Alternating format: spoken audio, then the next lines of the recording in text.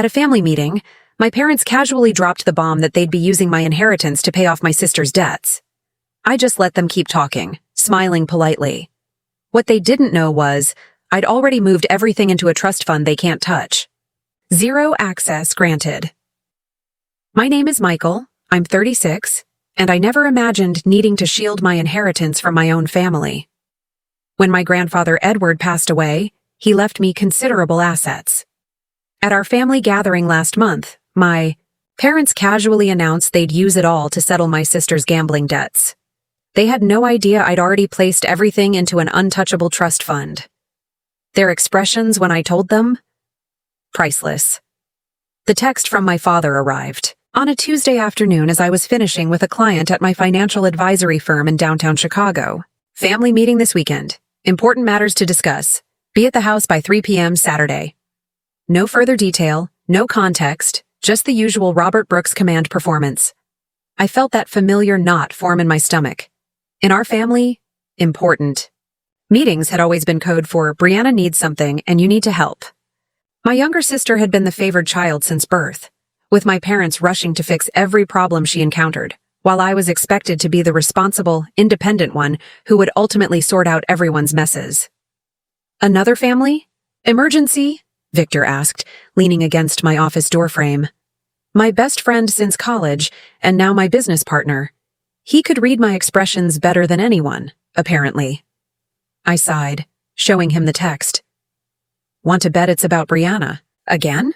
No bet, he laughed dryly. What is it this time? Another failed business venture? Divorce number 3? Pet problems? I rubbed my temples, feeling a headache forming. I don't know, but it's important enough for a formal summons. What made this timing particularly suspect was that it had been 18 months since my grandfather Edward had passed away. Grandpa Edward had been my anchor, the one person in the family who truly understood me. While my parents adored Brianna, he had taken me under his wing, teaching me about financial independence and self-respect. His estate was substantial, a beautiful historic property in Vermont, a diverse investment portfolio he'd built over decades, and a collection of family heirlooms, including a watch collection that dated back generations. The inheritance process had been slow, partly due to the complexity of his estate, and partly because of some unusual stipulations in his will. But the final distributions were scheduled for next month, and suddenly my parents wanted an important family meeting. You know? Victor said carefully. I've been hearing some things about Brianna through the grapevine. Cassandra at the investment firm mentioned seeing her at the Riverfront Casino several times last month. That caught my attention. Brianna's gambling again? Victor nodded. Apparently she's been there almost every night, and not at the small stakes tables. A chill ran through me. Brianna had struggled with gambling in her 20s, burning through her trust fund before our parents bailed her out. She'd supposedly gotten it under control, but addiction rarely just disappears. That evening, instead of preparing for my client meetings the next day, I found myself digging through old family financial documents. As both a financial advisor and the only family member with any actual financial sense, I had copies of most important family papers. Grandpa Edward had insisted on it. What I discovered in those financial records changed everything. By the time I walked into that family meeting, I was 10 steps ahead of their plan to exploit me. Growing up in the Brooks household meant understanding your role early. Mine was to be the responsible, level-headed son who never caused trouble. Brianna, 2 years younger, was the charming daughter who could do no wrong. When I got straight A's, my report card would be acknowledged with a nod. When Brianna managed to get C's instead of D's, there would be celebrations and rewards. You don't need the praise, Michael, my father would say. You're naturally good at school. Brianna has to work harder. This logic extended to everything. I didn't need attention because I was self-sufficient. Brianna needed constant support because she struggled. My salvation came in the form of my grandfather Edward, my mother's father, a widower who had managed his late wife's family textile business for 20 years after her death. He recognized something in me that my parents overlooked. You have a head for numbers and a strength they don't see, he told me during one of our weekend visits when I was 12. They're so busy looking at what Brianna needs that they don't see what you have to offer. Grandpa Edward became my mentor. While my parents took Brianna on shopping trips and to movies, he took me to his investment advisor's office and taught me how to read financial statements. When I turned 16, he helped me open my first investment account with money I'd earned tutoring classmates. Financial independence is freedom, he would say. Learn to manage money, and you'll never be at anyone's mercy. I took his lessons to heart, majoring in finance at Northwestern and going on to get my MBA and financial advisor certifications. Meanwhile, Brianna dropped out of 3 different colleges before our parents finally stopped paying tuition. Instead, they funded a series of business ventures, a boutique that closed within 8 months, a social media consulting company that never consulted for a single viable client, and an online jewelry store that somehow lost 6 figures before folding. After each failure, there would be a family meeting. My parents would explain how Brianna just needed one more chance and how families should support each other. These meetings inevitably ended with my parents restructuring family assets or taking out loans against their property to bail Brianna out. "Your sister has big dreams," my mother Linda would say defensively when I questioned these decisions. "She's just had bad luck." It wasn't luck, it was incompetence combined with entitlement. Brianna expected success without effort and rescue without repercussions. The pattern continued into our 30s. I built a successful financial advisory practice, got married to Sarah, a marketing director who saw through my family's dynamics immediately, and eventually divorced when our careers pulled us in different directions. Through it all, I maintained my financial independence, just as Grandpa Edward had taught me. Brianna, meanwhile, cycled through jobs, relationships, and money as if they were disposable. By 34, she had 2 failed marriages, multiple credit card defaults, and a reputation in Chicago business circles as someone to avoid partnering with. When Grandpa Edward became ill with cancer 3 years ago, I was the one who moved him into my guest room and coordinated his care. My parents visited occasionally, and Brianna showed up exactly twice, both times asking him for money while he was on his deathbed. During one of his final lucid days, Grandpa Edward held my hand and told me something I would never forget. "I've arranged things to protect you, Michael," he whispered, his once strong voice now frail. "The bulk of my estate will come to you. Not because I love you more, but because you're the only one who understands its value beyond just money." He made me promise to use the inheritance thoughtfully, to maintain the Vermont property where 4 generations of our family had spent summers, to continue the charitable foundation he'd established, and to preserve the family heirlooms for future generations. "Your parents won't understand my decision," he warned. "They'll try to convince you to share everything equally, regardless of the consequences. Stand firm." After he passed, the initial reading of the will had gone exactly as he predicted. My parents were shocked to learn that while they received some specific bequests and Brianna got a modest trust that could only be accessed for education or starting a legitimate business with trustee approval, I was the primary beneficiary. "There must be some mistake," my father had said to Calvin Spencer, Grandpa's attorney of 30 years. "Edward wouldn't have wanted to create division in the family like this." "Mr. Brooks, I assure you Edward was quite clear about his wishes," Calvin had replied firmly. He revised this will 3 times in his final year to ensure it precisely reflected his intentions. In the 18 months since, there had been constant pressure. Subtle comments at family dinners about what Grandpa would have wanted, emails, with links to articles about siblings sharing inheritances equally, pointed questions about when the estate would be settled. I had maintained my boundaries politely but firmly, honoring my promise to Grandpa Edward. The Vermont property was being restored according to historical preservation standards. The investment portfolio remained intact, with specified portions of earnings going to the foundation. The family heirlooms were being properly cataloged and insured. Sarah had called me just last week, one of our occasional check-in conversations since the divorce. "How's the inheritance situation?" she'd asked. "Still getting pressure from the vultures?" "Sarah," I'd admonished, though I couldn't help laughing. "They're still my family." "Family doesn't try to separate you from what's rightfully yours," she'd replied. "Your grandfather knew exactly what he was doing. He was protecting his legacy from their mismanagement." After hanging up, I'd reflected on how right both Sarah and Grandpa had been. Just last month, I discovered that my parents had somehow accessed information about the estate accounts that they shouldn't have had. Small inconsistencies in statements, questions they asked that revealed knowledge they shouldn't possess. Something wasn't right, and with the family meeting looming, I needed to find out what was really going on. The day after receiving my father's text, I called Calvin Spencer's office and scheduled an urgent appointment. Calvin had been my grandfather's attorney for decades and was serving as the executor of his estate. If anyone knew what was happening behind the scenes, it would be him. His office was in one of Chicago's historic buildings, all polished wood and leather furniture that had been there since the firm was founded in the 1890s. Calvin, now in his 70s with silver hair and sharp blue eyes, welcomed me with a concerned expression. "Michael, I was actually about to call you," he said after his secretary had brought us coffee. "There have been some unusual inquiries about your grandfather's estate." "From my parents?" I asked, though I already knew the answer. He nodded. "Your father has requested copies of all account statements and property deeds. He claimed you had asked him to review everything before final distribution." "Which I absolutely did not," I clarified. "I assumed as much, which is why I didn't provide the documents." Calvin opened a folder on his desk. "However, I've noticed some concerning account activity that I wanted to discuss with you." He showed me records indicating that someone had attempted to access the investment accounts using the secondary password that had been established during Grandpa's illness.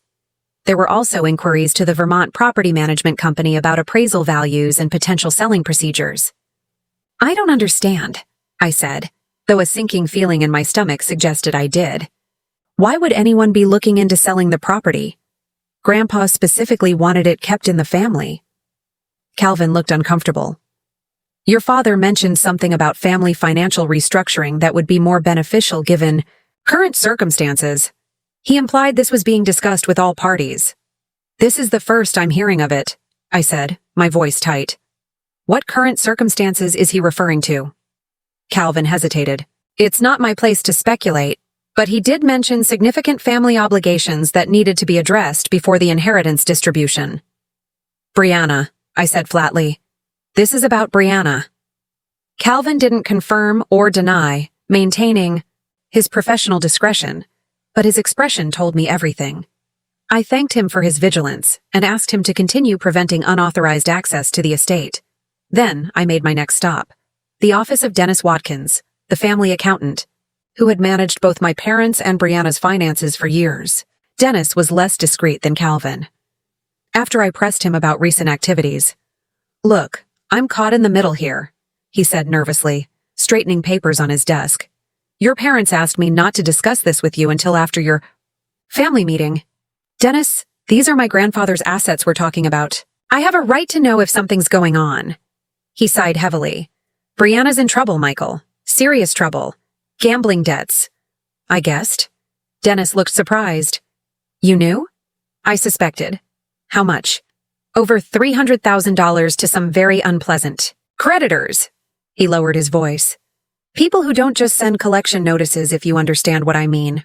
The amount staggered me. "And let me guess, my parents want to use my inheritance to bail her out again?" Dennis's uncomfortable expression confirmed it. "They've asked me to prepare financial projections for using the most liquid assets from the estate to clear her debts immediately after distribution." "Which assets exactly?" He reluctantly showed me their plan. "Liquidate the investment portfolio, take a mortgage against the Vermont property, and sell the most valuable pieces of the watch collection." Essentially, they plan to dismantle everything Grandpa Edward had specifically wanted preserved. Have they done this before? Used family assets to pay off Brianna's debts without telling me? Dennis looked even more uncomfortable. "Your parents refinanced their home twice to cover Brianna's previous gambling losses, and 3 years ago, they sold some of your grandmother's antique furniture collection that was supposed to be held in trust for both you and Brianna. That collection had been promised to us since childhood. I'd never received my portion and had assumed it was still in storage. After leaving Dennis's office, I went straight to my parents' house, knowing they'd be out at their weekly bridge game. I still had a key from when I would check on the place during their winter trips to Florida.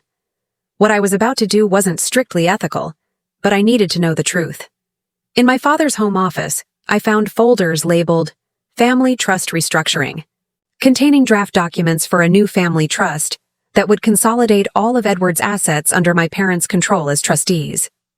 Another folder held emails between my father and a different attorney, not Calvin, discussing how to challenge certain provisions of Grandpa's will if necessary.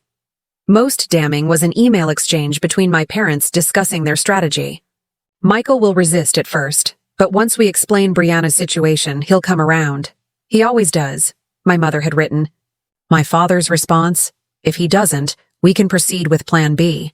The important thing is getting access to those assets before Brianna's creditors take more drastic action. Once everything's in the family trust, we can distribute as needed. There it was, in black and white. They were planning to use emotional manipulation to get me to hand over my inheritance, and if that didn't work, they had a Plan B that involved legal maneuvers to seize control. I photographed the crucial documents with my phone and carefully replaced everything exactly as I'd found it. As I drove home, I mentally cataloged what was at stake. The Vermont property that had been in our family for 4 generations, the stock portfolio worth nearly $2 million that Grandpa had built meticulously over decades, and the watch collection that included pieces from the 1890s that had been passed down through the men in our family. All of it would be liquidated to pay off Brianna's gambling debts if my parents had their way. And once those assets were gone, they would be gone forever. The family legacy Grandpa Edward had entrusted to me would disappear. By the time I reached my condo, hurt and betrayal had given way to cold determination. They thought I was the same passive son who would sacrifice everything for family harmony. They had no idea who they were dealing with now. The morning after discovering my parents' plan, I contacted Diana Roberts, a trust attorney I knew through professional circles.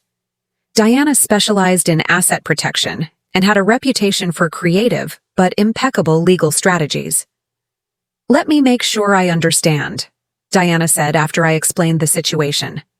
Your grandfather left you these assets. In his will, the estate is in final probate, and your parents are planning to pressure you into putting everything into a family trust they control so they can use it to pay your sister's gambling debts. That's exactly right, I confirmed. And they have a Plan B that seems to involve challenging the will if I don't cooperate. Diana's expression hardened.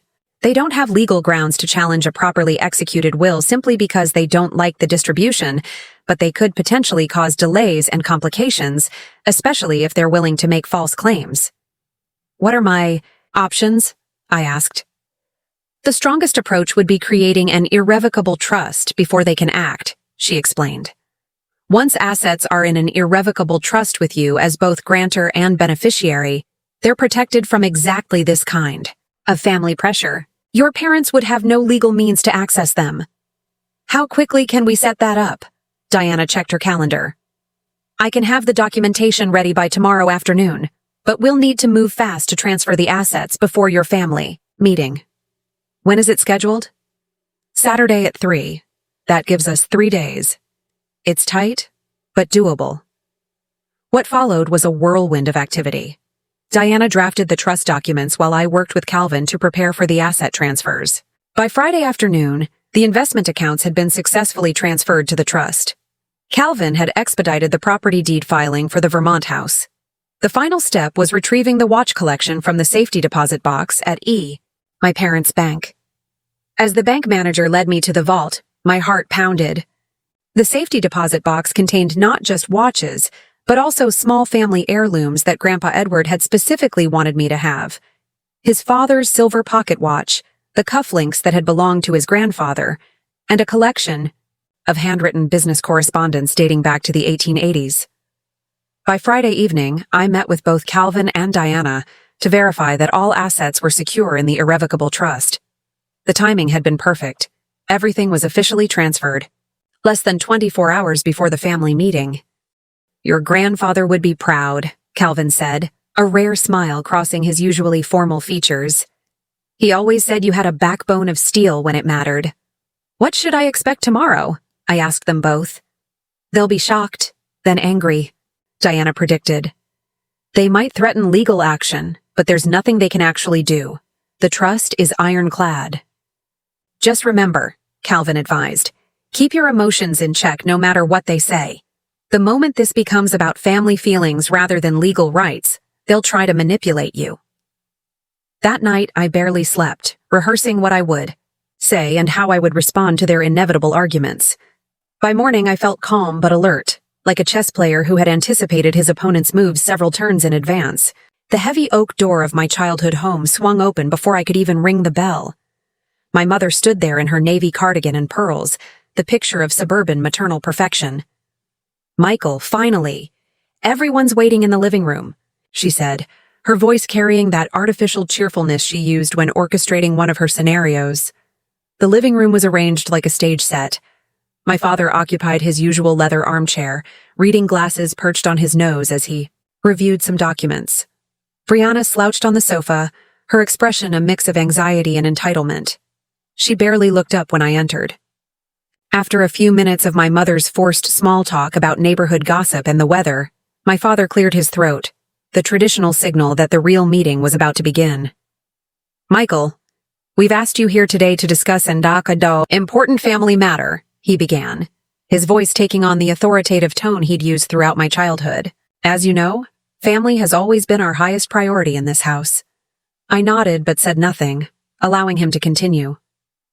"We've faced challenges before, and we've always overcome them by supporting each other," he continued, glancing at my mother, who nodded encouragingly.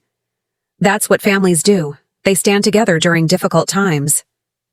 "Robert, just tell him," my mother interjected with faint impatience. "Michael understands family loyalty." My father adjusted his glasses. "Your sister has experienced some financial setbacks recently." Brianna shifted uncomfortably on the sofa but remained silent. "The nature of these setbacks isn't important," my father continued. "What matters is finding a solution that works for everyone." "I think the nature of the setbacks is very important," I said quietly. My mother shot me a warning look before jumping in. "Brianna has had some gambling issues resurface, but she's getting help now, aren't you, Brianna?" Brianna nodded without making eye contact. "Yeah, I'm going to meetings and stuff." "The immediate concern," my father pressed on, "is addressing certain financial obligations that have become rather urgent." "You mean her gambling debts?" I stated flatly. My father frowned at my directness. "As I was saying, with your grandfather's estate finally being distributed next month, we've worked out an arrangement that makes the most sense for the family as a whole." He slid a folder across the coffee table toward me. "We're establishing a new family trust that will consolidate all of Edward's assets. Your mother and I will serve as trustees, ensuring everything is managed properly for everyone's benefit. The first priority," my mother added smoothly, "would be resolving Brianna's current situation, but ultimately everything would still be family property. It's what your grandfather would have wanted." I didn't touch the folder. "Is it?" my father continued, as if I hadn't spoken. "Calvin Spencer has been less than cooperative with our requests, which has been disappointing, but our attorney assures us this new arrangement is legally sound. We just need your signature on these documents." He pulled out a pen and held it out to me expectantly. The silence stretched as I made no move to take it. Brianna finally looked up, her expression darkening. "Just sign the papers, Michael. Don't make this a bigger deal than it needs to be." Still, I said nothing. "Perhaps you don't understand the severity of the situation," my mother said, her voice taking on an edge. "Brianna owes some very dangerous people. This isn't just about money." "How much?" I asked. My parents exchanged glances. $327,000, my father finally admitted. "Plus another $80,000 to the IRS, my mother added reluctantly. "And the loan from Uncle Frank," Brianna muttered. "So over $400,000 in total," I summarized. "Which you plan to pay using my inheritance?" "The family's assets," my father corrected sharply. "Edward's estate belongs to the family." "Actually, it doesn't," I replied calmly. "Grandpa Edward was very specific about his wishes. The Vermont property is to be preserved for future generations. The investment portfolio is to continue funding his foundation. The family heirlooms are to be protected, not sold." "Those were general sentiments, not legal requirements," my mother dismissed. "The will gives you technical ownership, but Edward always intended these assets to benefit the entire family." "And bailing out Brianna's gambling debts benefits the family how exactly?" I asked. Brianna slammed her hand on the coffee table. "For God's sake, Michael, they're trying to keep me from getting my legs broken or worse. Is that what you want? To see your sister hurt because you're being selfish? That's enough, my father said sharply, though it wasn't clear whether he was addressing me or Brianna. He took a deep breath and tried a different approach. Michael, we understand this isn't ideal, but it's temporary. Once Brianna gets back on her feet, the trust will still hold all the assets for everyone's future benefit. We've helped you plenty over the years, my mother added, but we all knew that wasn't true. Now it's your turn to help your sister. I looked at each of their faces, my father's stern confidence, my mother's manipulative concern, Brianna's desperate entitlement. They were so certain of how this would play out, so sure that I would eventually give in, as I always had before. I think there's something you should know about grandfather's inheritance, I said finally. As of yesterday, I continued, meeting each of their gazes steadily, all assets from Grandpa Edward's estate have been transferred to an irrevocable trust with me as both grantor and beneficiary. The Vermont property, the investment portfolio, and all the family heirlooms are now legally protected. None of you can touch them. The silence that followed was absolute. My mother's mouth opened and closed without sound. My father's face flushed, a dangerous shade of red. Brianna stared at me as if I'd suddenly started speaking a foreign language. That's not possible, my father finally said. The estate is still in probate. Final probate, I corrected. Calvin expedited the last distributions at my request, and Diana Roberts helped me establish the trust immediately afterward. Diana Roberts? My mother repeated. You went behind our backs to another attorney. Just like you went behind my back to another attorney to try to challenge Grandpa's will, I countered. Yes, I know about Plan B. My father's expression confirmed everything. You had no right to do this. I had every right, I replied. They're my assets to protect, and that's exactly what Grandpa Edward wanted me to do. Brianna suddenly sprang to her feet, her face contorted with rage. You selfish bastard! Do you have any idea what these people will do to me if I don't pay? Brianna! My mother gasped, though whether she was shocked by her language or the confirmation of the danger, I couldn't tell. You've always been like this, she continued, pacing now. Always thinking you're better than everyone. Always judging me, the perfect son with his perfect career who never needed help from anyone. That's not true, I said. I worked for everything I have. The difference is that I don't expect others to bail me out when I make bad decisions. My mother rose and came to sit beside me, taking my hand in hers. Her voice became soft, cajoling, the tone she had always used to get her way. Michael, darling, I understand you're upset that we didn't discuss this with you earlier. That was our mistake. But surely you can see that Brianna's life is potentially in danger. As a family, we need to protect each other. I gently but firmly removed my hand from hers. I agree that Brianna needs protection from herself and from your enabling. This has to stop. You have no idea what you're talking about, my father interjected. Brianna has a disease. Addiction is an illness, not a choice. I know that, I replied. And the appropriate response to illness is treatment, not financial bailouts that allow the behavior to continue. We can fight this in court, my father threatened, his lawyer mode fully engaged now. You violated the spirit of your grandfather's will. No, I've honored it explicitly, I corrected. And you're welcome to challenge the trust in court, but Diana assures me it's ironclad. All you'll accomplish is spending more money on legal fees that could be better used solving the actual problem. Brianna had moved to the window, her back to us, shoulders rigid with tension. Easy for you to say. You're not the one who will be dealing with Vincent and his guys. Who exactly did you borrow from, Brianna? I asked. She turned, her expression a mix of defiance and fear. Does it matter? Money's money. It matters. If they're loan sharks. Or worse, I replied. That's not just gambling, that's getting involved with criminals. Don't be so dramatic, my mother interjected. Brianna borrowed from some private lenders when the banks wouldn't help. It's not ideal, but it's not organized crime. The way she avoided my eyes told me she was lying. This isn't getting us anywhere, my father said, his tactical mind clearly searching for a new angle. Michael, the trust may be irrevocable, but as the beneficiary, you can still direct distributions. You can choose to help your sister without dismantling the entire structure. That's true, I acknowledged. But I won't be doing that. Then you're choosing to put property and money above your own sister's safety, my mother said, her voice hardening. I never thought you could be so cold. I'm choosing to end a destructive pattern, I corrected her.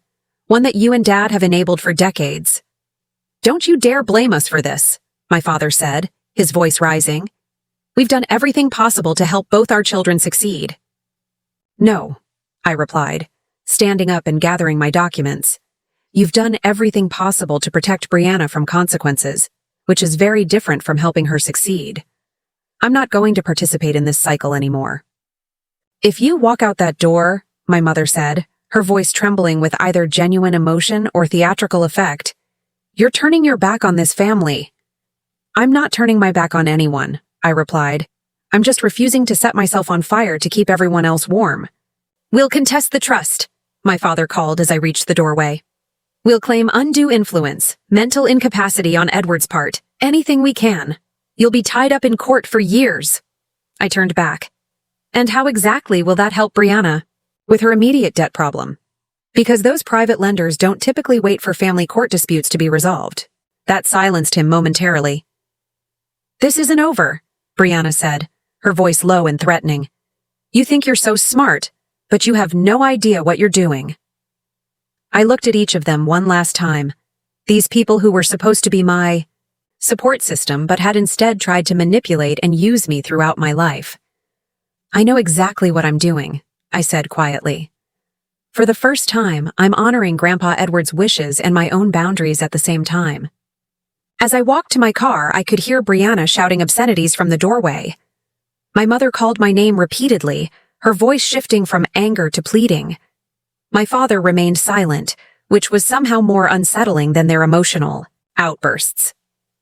Once inside my car, the composure I had maintained throughout the confrontation finally cracked. My hands shook as I gripped the steering wheel, and tears blurred my vision. I had anticipated their reactions logically, but the emotional reality of standing against my entire family hit me with unexpected force. Some inheritances aren't stored in bank vaults or property deeds. The most valuable things my grandfather left me were his courage and self-respect, and those are things nobody could ever take away. Sometimes the greatest gift we can give others is to stop protecting them from the consequences of their own choices. 6 months later, I stood on the wide porch of the Vermont property, watching autumn leaves drift across the lawn.